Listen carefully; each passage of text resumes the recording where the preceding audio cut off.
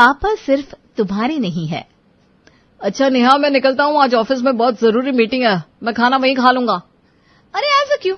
हाँ, मैंने आपको टिफिन पैक कर दिया है। अच्छा गुड, ठीक है, चलो बाय, अब मैं निकलता हूँ। Okay bye, take care.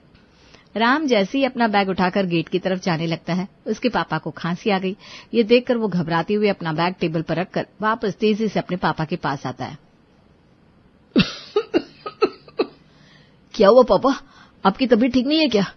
अरे नहीं बेटा, ऐसी कोई बात नहीं है, मैं ठीक हूँ, बस थोड़ी जुकाम और खांसी लग रही है। नेहा, नेहा माँ कहाँ हो, जल्दी आओ। राम की चिल्लाने की आवाज सुनकर नेहा और सुनीता तेजी से अपने कमरे से ड्राइंग रूम की तरफ आते हैं, जहां राजेश और राम बैठे थे। राम अपने पिता को सावधानी के साथ पानी पिला रहा था। क्या हुआ आपको, आप ऑफिस नहीं गए? राम क्या हुआ, तू ऐसे क्यों चिल्लाया? देखो ना माँ, पापा की तबीयत कितनी खराब हो गई है, अभी पापा खांस रहे थे। अच्छा, अभी सुबह तो ठीक थे, अचानक इन्हें क्या हो गया? अरे कुछ नहीं हुआ, मैं ठीक हूँ, तुम तो जानती हो ना इसे, यह फालतू में टेंशन ले रहा है। ऐसी छोटी मोटी तो तबीयत सबकी खराब होती है, अब तो वैसे भी उम्र होने लगी है। नहीं पापा, आपकी तबीयत ठीक नहीं है, आपको दवाई लेनी होगी, कोई बहाना नहीं चलेगा, जब देखो तब उम्र का बहाना लगा देते हो। नेहा और सुनीता राम का अपने पापा के लिए प्यार देखकर मुस्कुरा रही थी। तभी राम नेहा से कहता है, नेहा मुझे ऑफिस में जरूरी मीटिंग में जाना है, तुम पापा को हॉस्पिटल से दवाई दिलवा लाना, और दवाई तुम ठीक से खिलाना पापा को। सुनो, मेरी आज प्रेजेंटेशन है, इसलिए मेरा भी ऑफिस जाना बहुत जरूरी है। देखो नेहा, ऑफिस का काम तो हर बार लगा ही रहेगा, लेकिन पापा की तबीयत हर बार थोड़ी ना खराब होती है। वैसे भी तुम इस घर की बहू हो, और ऑफिस से पहले तुम्हें एक बहू होने का फर्ज निभाना चाहिए। हाँ, पर मेरी प्रेजेंटेशन कोई व्हाट्सएप फॉरवर्ड तो है नहीं जो बाद में देख लूं। मैं दवाई दिलाकर ऑफिस चली जाऊंगी। अच्छा ठीक है, लेकिन सुनो, पापा को डॉक्टर को दिखाकर जाना, उसके बाद ही ऑफिस, ठीक है? ठीक है, चलिए पापा जी। अरे नहीं बेटा, डॉक्टर वॉक्टर रहने दो, मैं तो अभी भी जवान हूँ। रहने दो पापा, थोड़ी देर पहले तो आपकी उम्र हो रही थी, और अब डॉक्टर के पास जाने के नाम पर अभी तो मैं जवान हूँ। हाँ, वैसे आप उतने जवान नहीं है, दवाई नहीं लोगे तो बाद में परेशानी और बढ़ेगी। नेहा अपने ससुर को हॉस्पिटल से दवाई दिलवाकर अपने ऑफिस चली जाती है, और फिर वहां से वापस आकर रात को सबके खाना खाने के बाद वो बैठकर अपने ऑफिस का काम करती है। अरे यार, जल्दी से ये पीपीटी बन जाए तो चैन से सो पाऊं, वरना मेरा बॉस कल फिर से मुझे सुनाएगा। अच्छा सुनो नेहा, थोड़ी देर में पापा को गर्म सूप दे देना, उन्हें अभी नींद नहीं आ रही, याद से दे देना। यार मुझे नींद आ रही है, आप ही दे दो ना, मैं आज बहुत थक गई हूँ। मैं अभी पापा से पूछ कर आया हूँ, थोड़ी देर बाद पियेंगे वो, इसलिए तुम दे देना, अभी मुझे सोना है। वैसे भी अब तुम बहू हो इस घर की, तो मेरे मम्मी पापा का ध्यान रखना तुम्हारी पहली जिम्मेदारी है। वो सब तो ठीक है, लेकिन मैं सोऊंगी कब? खैर, मेरी नींद की चिंता यहाँ किसको है, मैं अभी किसे बता रही हूँ। नेहा एक मॉडर्न लड़की थी, उसे अपने करियर से बहुत लगाव था, लेकिन घर की जिम्मेदारियों की वजह से नेहा की जरूरी मीटिंग्स बार बार कुर्बान हो रही थी, जिससे ऑफिस में उसकी इमेज खराब होती जा रही थी। एक दिन राजेश राम को बताता है कि कल उसके दोस्त उससे मिलने घर आएंगे।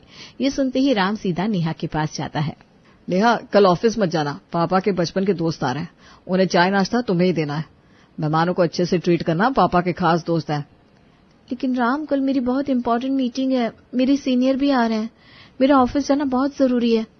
तो क्या पापा के दोस्त गूगल मीट पे चाय पियेंगे? तुम भी कैसी बातें करती हो यार। अरे लेकिन पापा जी के दोस्तों को चाय नाश्ता माँ जी दे देंगी ना। मेहमान भगवान होते हैं, और संस्कार यही है कि तुमको ये करना चाहिए, वरना पापा के दोस्त क्या सोचेंगे, बहू कितनी घमंडी है। अरे मेरे पापा की इज्जत है, और तुम चाहती हो कि उनके दोस्त उनका मजाक बना दे। लेकिन मेरे ऑफिस वाले ये बात नहीं समझेंगे, बॉस ने मुझे पहले ही वार्निंग दे रखी है, तुम तो समझो। लेकिन तुम इस घर की बहू हो, घर की जिम्मेदारी तुम्हें संभालनी पड़ेगी। ठीक है, मैं कल ऑफिस नहीं जाऊंगी।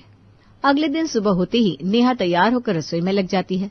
राजेश के दोस्त आने वाले होते हैं, वो उन सब के लिए पूरे दिल से तैयारी करती है। नाश्ते में गर्मा गर्म समोसे, चाय, मिठाई और खाने में उनकी पसंद की सारी चीजें बनाती है, और घर की सजावट भी करती है। नेहा बेटा, वाह वाह, तुमने तो पूरा माहौल ही बना दिया, बिल्कुल पुराने दिनों की याद आ गई। भाई राजेश, बहुत अच्छी किस्मत है तुम्हारी जो तुम्हें इतनी सुशील बहू मिली है। नहीं अंकल जी, ये तो मेरा फर्ज है। राजेश के दोस्त खाना खाकर बहुत खुश होते हैं और थोड़ी देर बाद वापस जाते हैं। सब बहू की तारीफ करते हैं, लेकिन ये सारी मेहनत के पीछे नेहा की ऑफिस प्रेजेंटेशन बर्बाद हो गई। अब अगले दिन सुबह नेहा अपने ऑफिस के लिए जल्दी जल्दी तैयार हो रही थी, तभी अरे नेहा, टीवी का रिमोट नहीं दिख रहा, जरा ढूंढ देना यार। पापा को चाहिए और देख लेना पापा को कुछ और काम तो नहीं है। राम, मैं लेट हो रही हूँ, रिमोट ही तो है, ठीक से देखने पर पापा जी को मिल जाएगा। हाँ, बहू बेटे के होते हुए अब वो काम करेंगे, है ना? अच्छा ठीक है, मैं ही तो हूँ बहू, बस। नेहा भागते हुए रिमोट ढूंढ कर लाती है और फिर अपने ऑफिस के लिए निकल जाती है। जब वो शाम को किचन में खाना बना रही थी, तभी उसे फिर राम की आवाज आती है।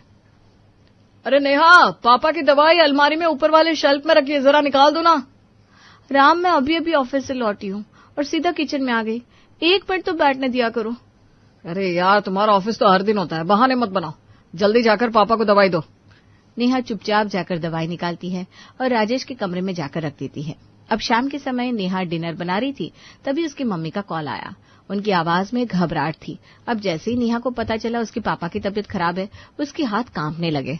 उसने फोन रखा और वो सीधा राम के पास पहुंची। सुनिए राम, पापा की तबीयत बहुत खराब है, मुझे 2 दिन के लिए मायके जाना होगा। अरे यार, आजकल तबीयत खराब होना आम बात होती है, दवाई लेंगे तो ठीक हो जाएंगे, इसमें तुम्हें मायके जाने की क्या जरूरत है? डॉक्टर ने कहा है पापा को अकेले मत छोड़ना, मम्मी भी बहुत परेशान है। और तुम्हारे ऑफिस का क्या? वैसे भी तुमको छुट्टी बहुत मुश्किल से मिलती है, और वहां तुम्हारे भाई बहन मम्मी है ना, वो लोग संभालेंगे उनको। मैं ऑफिस तो छोड़ दूंगी, लेकिन आपको मेरे साथ चलना होगा। अरे मैं क्या करूंगा वहां, मुझे अपना काम है, और वैसे भी मुझे यहाँ पापा का ध्यान रखना पड़ता है।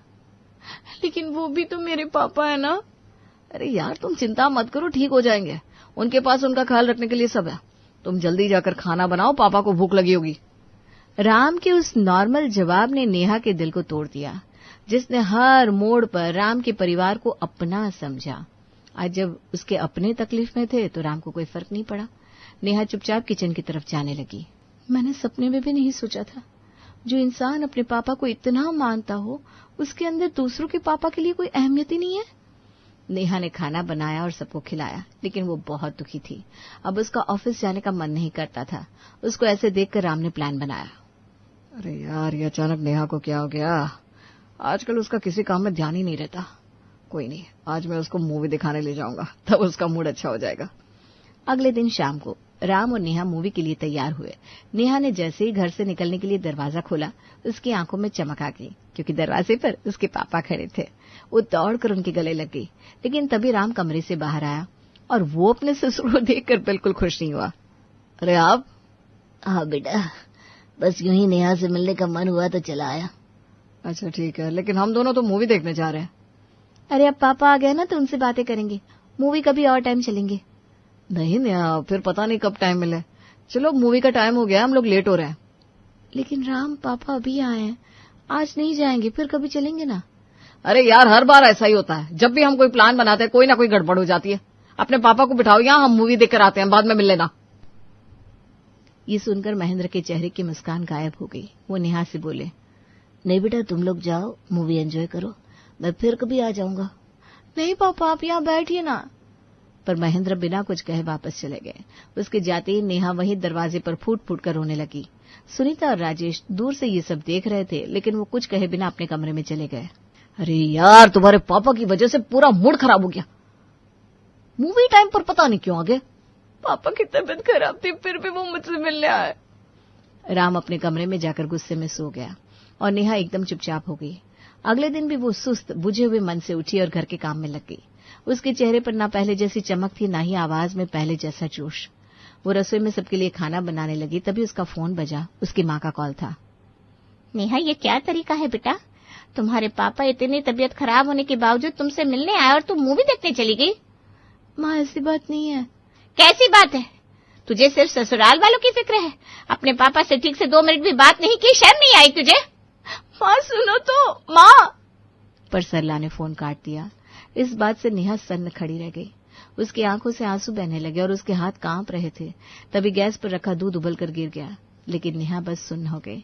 तभी सुनीता तेजी से आई और उसने गैस बंद कर दी। बहू, क्या हुआ? तेरा ध्यान कहाँ है? देख, सारा दूध फैल गया। मुझे माफ कर दीजिए माँ जी, गलती हो गई। अरे बहू। नेहा सुनीता की बात ना सुनकर चुपचाप अपने कमरे में चली गई। बेड पर बैठकर वो सोचने लगी, अब मेरे पास न मायके की ममता रही न ससुराल की। अब मैं कहाँ जाऊं? माँ भी मुझे गलत समझ रही है और हजमा जी के सामने भी मुझसे गलती हो गई। क्या करूं मैं? एक दिन सुनीता ने देखा नेहा बहुत उदास रहती है तो उसने राजेश से ये बात कह दी, सुनिए जी, मुझे लगता है बहू को कोई परेशानी है। आजकल वो बहुत उदास सी रहती है। इसमें छुपाई क्या है? राम ने उस दिन जो किया वो ठीक नहीं था, उसको ऐसा नहीं करना चाहिए था। लेकिन अब उसने जो करना था वो तो कर लिया। बहू को खुश कैसे रखे हम? तुम समझाना उसे, अब मैं भी राम को समझाऊंगा। हाँ ठीक है, शायद इससे घर का माहौल ठीक हो जाए। कुछ दिन बाद राम की बहन काजल के घर एक फंक्शन था। फंक्शन में राम, नेहा और उसके माता पिता सभी शामिल हुए। सब कुछ ठीक लग रहा था, लेकिन तभी राम की नजर अपने पापा पर पड़ी जो एक कोने में अकेले खड़े थे। उनको कुर्सी भी नहीं दी गई थी। पापा वहां कोने में क्यों खड़े हैं? शायद किसी ने देखा नहीं होगा पापा को। देखा नहीं या देखने की जरूरत नहीं समझी? पता नहीं दीदी और जीजा जी कहाँ है। राम इधर उधर देखता है तो काजल और दीपक फंक्शन को अच्छे से एंजॉय कर रहे थे और दीपक अपने ससुर को इग्नोर कर रहा था। ये देखकर राम को बहुत गुस्सा आया। वो काजल के पास गया और बोला, दीदी, पापा वहां कोने में खड़े हैं, आपने स्टेज पर उनको क्यों नहीं बुलाया? अरे भैया, इतने लोग हैं, ध्यान नहीं रहा। वैसे पापा कहाँ हैं? ध्यान नहीं गया? ये हमारे पापा है, कोई गेस्ट नहीं। आप लोगों को उनका ध्यान रखना चाहिए था, लेकिन आप लोग तो उनको इग्नोर ही कर रहे हैं। राम धीरे बोलो ना, फंक्शन चल रहा है। मेरे पापा का कोई अपमान करे ये मैं नहीं सह सकता और मैं चुप नहीं रहूंगा।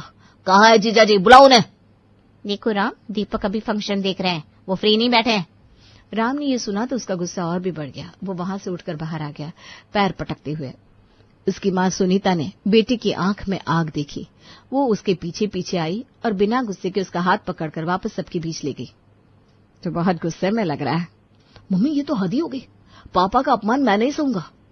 सही कह रहा है तू, लेकिन सोच, नेहा ने भी कुछ ऐसा ही महसूस किया होगा ना जब तूने उसके पापा के साथ यही किया था। क्या मतलब? जब तेरे ससुर बिना बताए मिलने आए थे तो तूने भी उन्हें बिना बात के लौटा दिया था। वो क्या था? लेकिन मम्मी, वो अलग बात थी। अलग क्यों? रिश्ते तो दोनों ही अपने थे। मुझसे गलती हो गई क्या? गलती नहीं बेटा, सीख है। वक्त रहते समझ ले तो रिश्ते सुधर जाएंगे। राम को जैसे किसी ने उसकी ही बातों का जवाब दे दिया था। उसकी माँ ने वही एहसास उसके सामने रखा जो नेहा ने महसूस किया था। अब वो चुप होकर सोच में डूब गया। क्या सच में मैंने भी उस दिन अपने ससुर की बेइज्जती की थी? माँ सही कह रही है, गलती मुझसे भी हुई है। मुझे नेहा से इसकी माफी मांगनी चाहिए। थोड़ी देर बाद राम के जीजा दीपक और बहन काजल खुद उसके पास आए। राम अब भी गंभीर होकर खड़ा था, पर जो बात सामने आई वो सुनकर उसके होश उड़ गए। सुनो राम, नाराज मत हो। नाराज होने की वजह तो दी है आप लोगों ने। अभी जो भी हुआ वो जानबूझकर किया गया था भैया। इसका क्या मतलब? पापा जी ने मुझसे खुद कहा था ऐसा करने को। पापा ने? हाँ भैया, पापा ने कहा था कि तुमने जैसे नेहा के पापा के साथ किया था, तुम खुद भी अपने पापा के साथ उसको महसूस करो। तो ये सब मेरी आंख खोलने के लिए था। हम लोग तो ऐसा नहीं कर पाते, लेकिन पापा जी ने ये बड़ा कदम उठाया। पापा ने मुझे कुछ ना कहकर भी सबसे बड़ी सीख दी है। राम को जैसे जमीन से आसमान तक सब कुछ दिख गया। अब उसे नेहा की वो चुप्पी समझ में आने लगी थी। उसके पापा का अचानक लौट जाना और वो नजरें जो कभी सवाल नहीं करती थी, बस सहती थी। सुनो नेहा। बताओ क्या हुआ? सॉरी, सच में मुझसे बहुत बड़ी गलती हो गई, मुझे माफ कर दो। राम, इसकी कोई जरूरत नहीं है। सॉरी से कुछ नहीं होता, समझदारी से होता है। वादा है, अब मैं भी तुम्हारी तरह समझदारी से अपने रिश्ते निभाऊंगा। चलो ठीक है, फिर मैंने तुम्हें माफ किया। Thank you Neha. मैं कल तुमको लेकर पापा जी के पास उनसे मिलने चलूंगा और उनसे अपनी गलती की माफी भी मांगूंगा। ये हुई ना मेरे आदर्शवादी बेटे जैसी बात। मुझे तुम पर गर्व है राम, और मेरी बहू तो लाखों में एक है। कोई मुझे खाना देगा क्या? भूख से जान निकली जा रही है। जब से आया हूं किसी ने एक कप चाय तक नहीं पूछी। बेटा मैं तो बना दूं, लेकिन मेरे घुटने में ना बहुत दर्द हो रहा है, खड़ा होना भी मुश्किल है। और आज काम वाली भी नहीं आए, वरना वही बना देते। इतने में प्रीति वहां आती है। भूख तो मुझे भी बहुत जोरों की लग रही है, क्या करूं? मेरे हाथ में ना दर्द है। आज जोमेटो से ऑर्डर कर लेते हैं। क्या कहती हो मम्मी जी? हाँ बहू कर ले, मेरे लिए ना छोले भटूरे करना। मैं तो paneer chilli dry fried rice कर रही हूँ अपने लिए। तुम्हारे लिए क्या करूँ अनुज? दोनों सास बहू के मुंह से पानी आने लगता है, जैसे कितने दिनों से उन्हें खाने को ही नहीं मिला हो। मेरे लिए रोटी सब्जी कर दो, वही बहुत है। प्रीति जोमेटो से खाना ऑर्डर कर लेती है और तीनों मस्त खा पी कर सो जाते हैं। जैसे ही प्रीति सोकर उठती है, उसकी कामवाली का फोन आता है। क्या हुआ महारानी, आज आई क्यों नहीं? तुझे क्या बिठाकर पैसे दूंगी मैं? बैठकर मेरे को चाहिए भी नहीं। गलती हुई जो आपके यहाँ काम पकड़ लिया, वरना आपके यहाँ कौन ही काम करेगा। मैं काम छोड़ रही है और किसी को आपके यहाँ लगने भी नहीं देगी। हाँ, अब घसना दोनों सास बहू बर्तन। काम वाली फोन काट देती है। प्रीति के तो तोते उड़ जाते हैं। भागते हुए रंजना के कमरे में जाती है। अब क्या होगा सासू माँ, काम वाली नहीं आएगी तो काम कौन करेगा? अरे शांति रखे, एक नहीं आएगी तो दूसरी मिलेगी, दूसरी नहीं तो तीसरी। जब तक अनुज है अपना काम चल जाएगा। दोनों सास बहू एक दूसरे को ताली मारती है।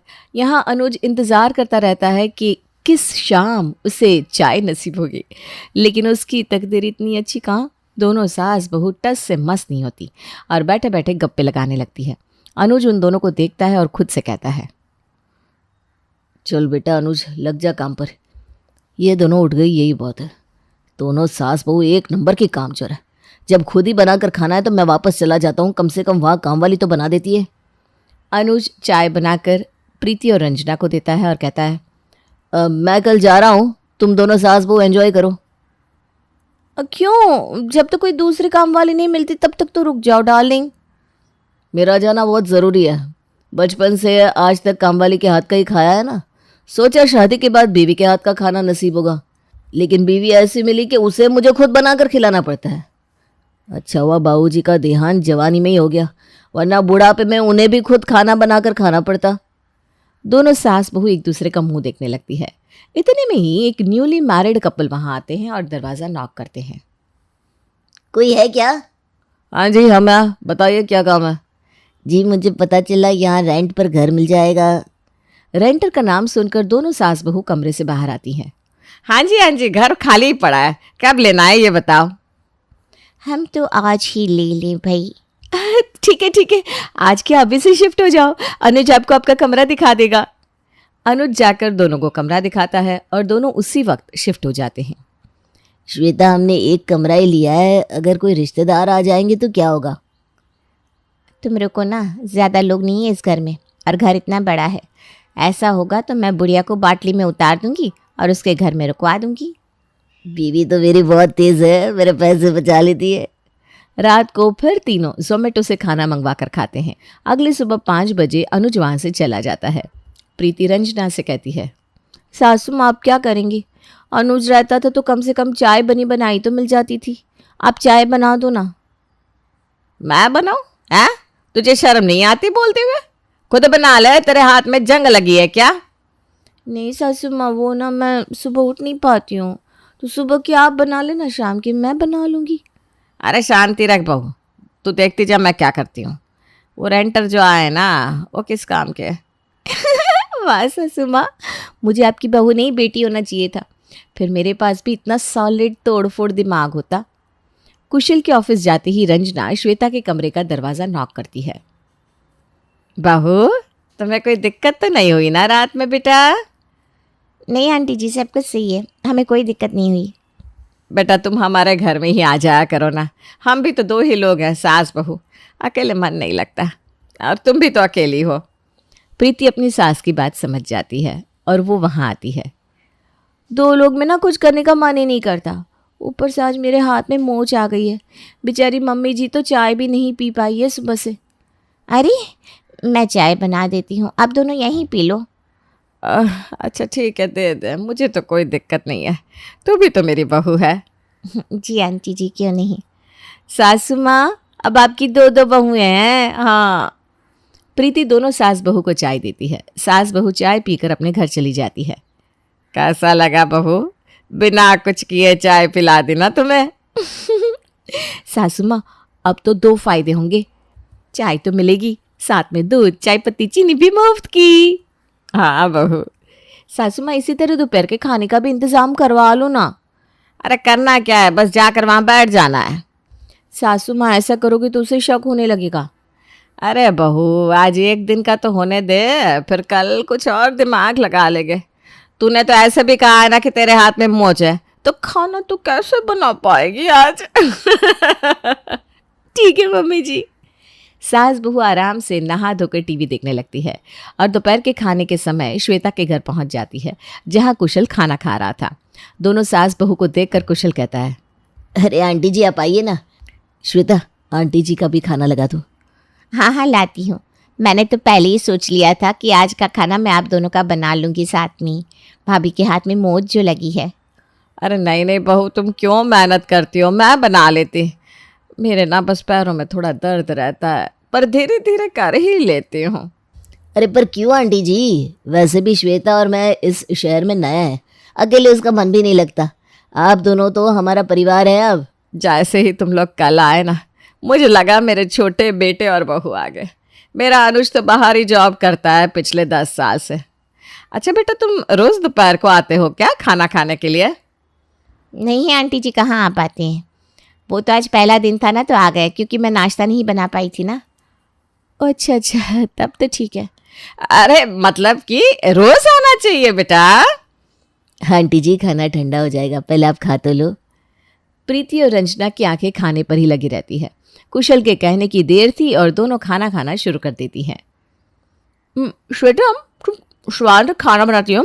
मुझे इतना स्वाद खाना बनाना नहीं आता। शादी से लेकर आज तक मैंने कभी पनीर पराठे बनाए ही नहीं। उसमें क्या है बेटा, श्वेता बहू तुझे खाना बनाना सिखा देगी। हाँ हाँ, मैं सिखा दूंगी। रोज़ कुछ ना कुछ मैं बनाऊंगी और आप देखना, ऐसे ही आप सीख जाओगी। दोनों सास बहू खा पी कर 9, 2, 11 हो जाती हैं। रात को फिर दोनों सास बहू मटकते मटकते श्वेता के घर खाने चली आती है। श्वेता भी नई नई उनकी आओ भगत अच्छे से करती है। दिन बीतने लगते हैं और इसी तरह एक हफ्ता बीत जाता है। रंजना और प्रीति श्वेता के घर का खाकर अपना काम चला लेते हैं। एक दिन अनुज का फ़ोन प्रीति को आता है और वो उसे सब बता देती है। अरे पागल, तुम्हारी मोच का बहाना पूरी जिंदगी चलेगा क्या? सामने वाला समझे उससे पहले कह दो कि ठीक हो गई हो तुम, वरना इससे भी जाओगी। तुम्हारे और माँ के चक्कर में ये रेंटर भी हाथ से चला जाएगा। तुम्हें तो बस रेंटर का ही रोना होता है। हमारी भूख की तो तुम्हें कोई फिक्र ही नहीं है। अरे तुम दोनों तो दिन भर लोहा तोड़ती हो ना।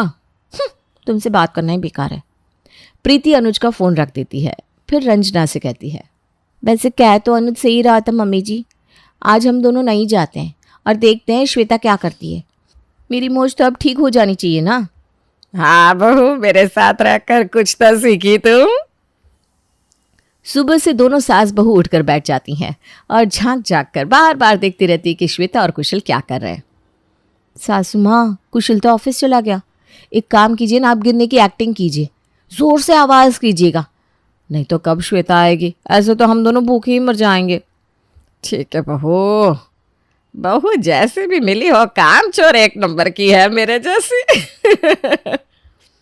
प्रीति अपना दरवाज़ा खोल देती है और रंजना जोर जोर से चिल्लाने लगती है, ओ माँ मेरे कमर, प्रीति बहू कहाँ है? तुम, मैं गिर गई हूँ।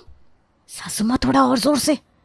प्रीति बाथरूम में चली जाती है और श्वेता वहाँ आती है। आंटी जी कैसे गिर गई आप? उठो उठो, मैं उठाती हूँ आपको। प्रीति भाभी कहाँ है? प्रीति बाथरूम से निकल कर आती है। हैं? मैं तो नहाने गई थी, मुझे क्या पता था कि मम्मी जी गिर जाएंगी। क्या सोचा था कि नहाकर खाना बना लूंगी? सासू माँ को देखकर तो मेरे हाथ पैर काम ही नहीं कर रहे। आप आंटी जी को देखिए, खाना मैं बना देती हूँ। अरे नहीं नहीं भाभी, आपको क्या लगेगा जब से आई हो आप ही काम कर रही हो। नहीं नहीं नहीं नहीं नहीं, अरे मैं ही धीरे धीरे बना लूंगी छोटी बहू। नहीं नहीं, आप दोनों बैठो, मैं करती हूँ। श्वेता प्रीति की रसोई में खाना बनाने लग जाती है। रंजना श्वेता से कहती है, छोटी बहू जरा चाय बना देना, सुबह से चाय भी नहीं पी। जी आंटी जी। छोटी बहू तुम मुझे आंटी मत बोला कर, सासू माँ बोला कर प्रीति की तरह, है? ठीक है सासू माँ। सासू माँ आपकी तो 2 बहुएं हैं अब। श्वेता चाय बनाकर दोनों को देती है, खुद भी पीती है। श्वेता को चाय पीते देख रंजना और प्रीति की छाती भारी हो जाती है और दोनों एक दूसरे को इशारा करने लगते हैं। श्वेता चाय पीकर फिर खाना बनाने में लग जाती है। तभी प्रीति कहती है, श्वेता फ्राइड राइस भी बना दो। हाँ, मैं देखती हूँ चावल कैसे बनता है, मैंने कभी बनाया नहीं ना। अनुज ना बहुत अच्छे फ्राइड राइस बनाते हैं। हाँ हाँ क्यों नहीं भाभी, मैं बना देती हूँ, आप देखती रहना। श्वेता फ्राइड राइस बनाती है, साथ में रोटी सब्जी दाल भी। रात तक का खाना बना देती है वो। मैंने रात तक का खाना बना दिया है, मदद की ज़रूरत होगी तो बोलना भाभी आप। अरे हाँ हाँ बहू, बिल्कुल बोल दूंगी। अब रंजना और प्रीति मिलकर श्वेता के नाक में दम कर देते हैं। जब देखो उससे घर का कोई ना कोई काम करवाते रहते। एक रोज रात को रंजना की दवाइयाँ खत्म हो जाती है और रंजना कुशल के यहाँ जाकर कहती है, बेटा मेरी दवाइयाँ खत्म हो गई है, तो दवाइयाँ ला दे, नहीं खाऊंगी ना तो बीपी हाई हो जाएगा मेरा। श्वेता का मुंह सड़ जाता है। वो मन ही मन सोचती है, जीने ही नहीं दे रही ये सास बहू, घर का काम बता बता कर नाक में दम कर दिया है। आप बैठो, मैं ला देता हूँ। कुशल थक कर घर आया था पर फिर भी वापस दवाई लेने चला गया। दवाई लाकर रंजना को देता है। शुक्रिया बेटा, पहले मैंने सोचा तुझे ना बोलूं, फिर मैंने सोचा क्यों ना बोलूं, तू भी तो मेरे बेटे की तरह है ना। अब तो घर का रिश्ता है अपना।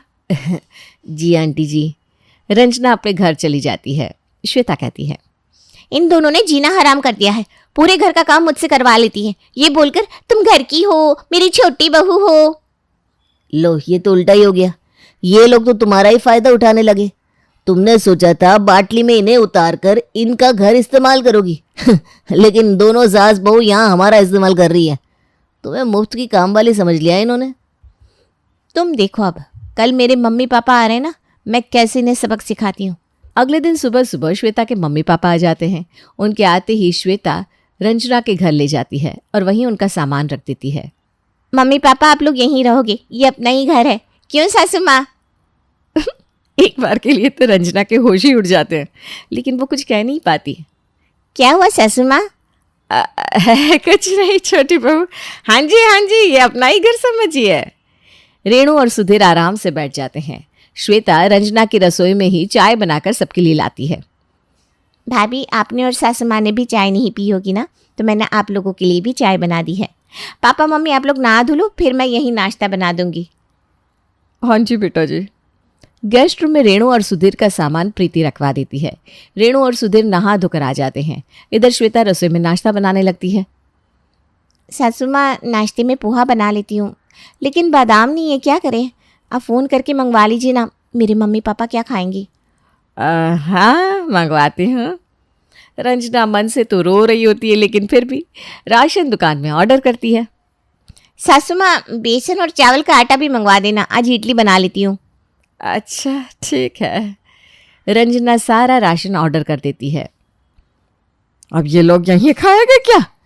इतने में रेणु और सुधीर नहा धोकर हॉल में आ जाते हैं। बेटा कैसा घबरा दिया है, जहाँ एसी भी नहीं चलती। तुझे पता है ना मैं बिना एसी के सो नहीं सकती। मम्मी उसमें क्या है, तुम और पापा सासू माँ के कमरे में सो जाना और सासू माँ गेस्ट रूम में सो जाएगी। उन्हें ऐसे भी ना एसी की ज़रूरत नहीं है, उनकी तबीयत ऐसे ही ढीली ढीली रहती है। क्यों भाभी, ठीक रहेगा ना? हाँ ठीक है। चलिए मैं पोहा बना देती हूँ, राशन भी आ गया है। श्वेता रसोई में जाती है। प्रीति रंजना को अपने कमरे में ले जाकर कहती है, सासू माँ ये तो हमारे घर पर पूरा कब्जा करने पर तुली है, घर तो छोड़ो आपके कमरे तक चली आई है। हाँ बहू, ऊपर से हमारा राशन भी लगेगा। देखती हूँ 1-2 दिन में ये लोग चले गए तो ठीक है, नहीं तो मैं इनका सामान निकाल कर बाहर फेंक दूंगी। तुम अपनी सास को जानती नहीं हो क्या? हाँ सासू माँ। सब कोई नाश्ता कर लेता है। फिर रेणु और सुधीर रंजना के कमरे में जाकर एसी चलाकर सो जाते हैं। कुशल भी ऑफिस नहीं जाता। श्वेता जब तक मम्मी पापा यहाँ हैं हम भी यहीं रहते हैं। आंटी जी मुझे ना ये घर अपना अपना सा लगता है। हाँ, अपना तो लगेगा ही अपना तो लगेगा ही। हॉल में एसी हमेशा ना 16 पे रखना चाहिए भाभी। एसी 16 पर कर दीजिए, मैं भी सो जाता हूँ थोड़ी देर। कुशल हॉल में और श्वेता प्रीति के कमरे में सो जाती है। रंजना और प्रीति एक दूसरे का मुंह देखते रह जाते हैं। दोनों सास बहू को सोने के लिए कोई जगह नहीं थी। फिर दोपहर में उठकर श्वेता खाना बनाने लगती है और सारी सब्जी रंजना को देकर कहती है, सासू माँ आप कट कर दो ना जल्दी से। प्रीति भाभी आप मेरे साथ रसोई में आओ ना, मेरी मदद करवाओ। इतने दिनों में तो मैंने आपको बहुत कुछ सिखा दिया है ना?